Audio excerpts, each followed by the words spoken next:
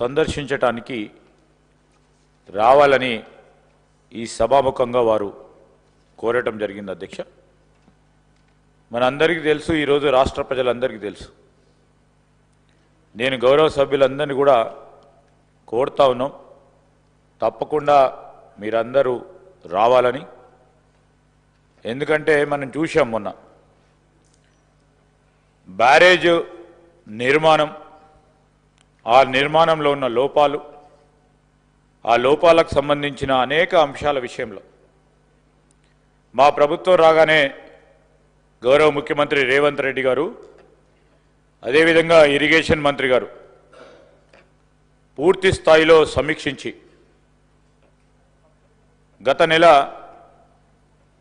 Irrigation మంత్రి ఉత్తమ్ కుమార్ రెడ్డి గారు కూడా మేము ఇతర సహచర మంత్రివర్గ సోదరులందరం కూడా పోయి వాస్తవ విషయాలు ఆనాడు ఆ ప్రభుత్వంలో పనిచేసిన అధికారులతో పోయి నివేదికలు తీసుకొచ్చి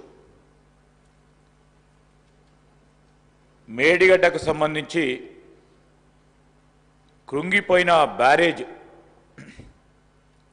శిథిలావస్థకు చేరిన బ్యారేజ్, పగుళ్ళు వచ్చిన బ్యారేజ్, దాని అసలు కారణాలేందని మరి విజిలెన్స్కి ఇవ్వాలని వెంటనే విజిలెన్స్కి ఇవ్వటం జరిగింది. విజిలెన్స్ రిపోర్ట్ వచ్చింది. ఆ రిపోర్ట్ ఇచ్చిన నేపథ్యంలో ఆ రిపోర్టుకు సంబంధించిన అనేక అంశాలపై ప్రత్యక్షంగా కూడా ఈరోజు గౌరవ ముఖ్యమంత్రి రేవంత్ రెడ్డి గారి ఆధ్వర్యంలో ఉప ముఖ్యమంత్రి గారు, అదేవిధంగా గౌరవ సహచర మంత్రివర్గ సభ్యులు, గౌరవ శాసనసభ్యులందరం కూడా అన్ని పార్టీలకు సంబంధించి ఈరోజు సిపిఐ కానీ, ఎంఐఎం కానీ, బీజేపీ కానీ, టీఆర్ఎస్ పార్టీ వారిని కూడా తీసుకెళ్ళాలి. ఈరోజు మేము ఒక్కరమే మాట్లాడితే అదేదో రాజకీయపూర్వంగా వారు మాట్లాడటం జరుగుతూ ఉన్న సందర్భంలో కొంతమంది ఈరోజు వారే వచ్చి వాస్తవిక పరిస్థితులను, వాస్తవిక దృశ్యాలను ప్రజల ముందట ఉంచాలనే ఒక ఆలోచనతో ఈరోజు అందరినీ కూడా ఆహ్వానిస్తాం అధ్యక్ష. దానికి తోడు ఎలక్షన్ సందర్భంలో డ్యామ్ సేఫ్టీ అధికారులు, మా ప్రభుత్వ అధికారులు కాదు అధ్యక్ష, డ్యామ్ సేఫ్టీకి సంబంధించిన కేంద్ర ప్రభుత్వ అధికారులు మొదటి నుంచి కూడా ప్రాజెక్ట్ డిజైనింగ్లో, ప్రాజెక్ట్ ఇంప్లిమెంటేషన్లో, ప్రాజెక్ట్ ఎగ్జిక్యూషన్లో ఈరోజు అన్నిట్లో కూడా తప్పిదాలు ఉన్నాయని వారిచ్చిన అభిప్రాయాన్ని ఈ సభాముఖంగా ఈరోజు తెలియజేస్తా ఉన్నాం. పత్రికల్లో కూడా వచ్చింది. డ్యామ్ సేఫ్టీకి సంబంధించి ఆ డ్యామ్ సేఫ్టీ అధికారులు ఈరోజు ఈ పగుళ్ళకి, ఈ కుంగిపోవటానికి ఎప్పుడు లేని విధంగా యావత్ భారతదేశంలో ఎన్ని బ్యారేజీలు నిర్మాణం చేసినా, ప్రత్యేకించి మా కాంగ్రెస్ పార్టీ ప్రభుత్వంలో పెద్ద పెద్ద బ్యారేజీలు కానీ డ్యాములు కట్టి ఈరోజు 40-50 సంవత్సరాలు గడిచినప్పటికీ ఒక్క డ్యామ్ పరంగా కూడా చిన్న పగుళ్ళు వచ్చినాయనో లేక ఈరోజు కుంగిపోయిందనో ఎప్పుడు కాలేదు అధ్యక్ష. ఈరోజు ఈ విధంగా జరిగిందంటే రాష్ట్ర ప్రజలకు సంబంధించిన సంపద ఏ విధంగా వృధా కావటం జరిగింది. ఆనాడున్న ప్రభుత్వం తీసుకున్న అనాలోచితమైన నిర్ణయాల వల్ల ఇష్టారాజ్యంగా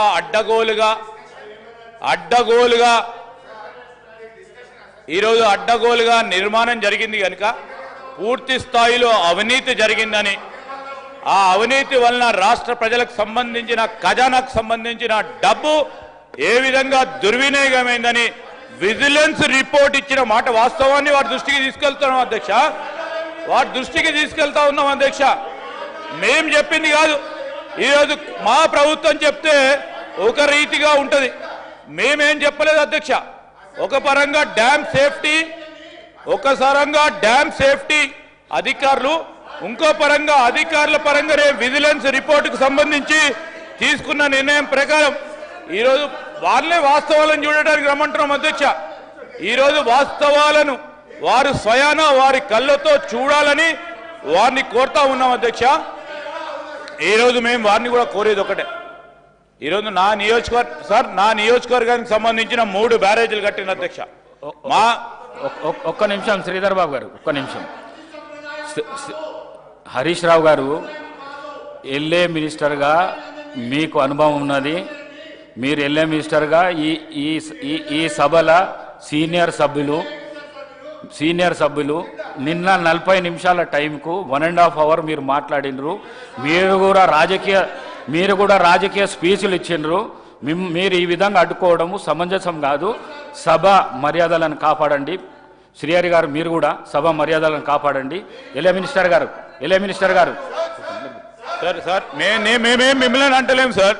అధికారులు ఇచ్చిన రిపోర్టు ముందు పెడతా ఉన్నాం. ఎందుకు ఉలికి పడతా ఉన్నారు సార్? ఎందుకు ఉలికి పడతా ఉన్నారు? డ్యామ్ సేఫ్టీ అధికారి సార్, సభాపతి గారి అనుమతితో మాట్లాడటం జరుగుతూ ఉంది. గౌరవనీయులు హరీష్ రావు గారు కానీ, గౌరవనీయులు ప్రశాంత్ రెడ్డి గారు కానీ, గౌరవనీయులు శ్రీహరి గారికి సభాపతికి సంబంధించిన సర్వ అధికారాల గురించి వారికి తెలుసు. వారికి స్పీకర్ గారికి ఏం అధికారం ఉంటుంది, సభాపరంగా ఏ విధమైన నిర్ణయాలు తీసుకుంటారు సార్. నేనేమంటున్నా సార్, ఈరోజు మేము ఎందుకు పోతున్నామో చెప్పాల్సిన అవసరం ఉంటుంది కదా. మిమ్మల్ని ఎందుకు రమ్మంటారో చెప్పాల్సి ఉంటుంది కదా సార్. ఈరోజు నేను మిమ్మల్ని కోరేది ఒకటే అధ్యక్ష. నేను ప్రత్యేకంగా నా ప్రాంతానికి సంబంధించిన 3 బ్యారేజీల నిర్మాణం జరిగినాయి అధ్యక్ష.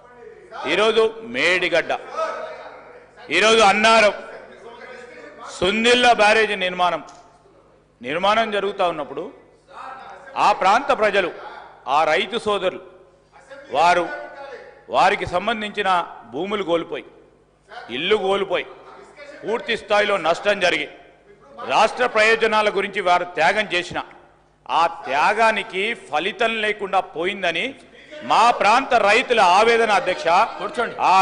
ఆవేదనతో పాటు ఆ ప్రాంత రైతులకు సంబంధించిన అంశాలను కూడా ఈరోజు రాష్ట్ర ప్రజలకు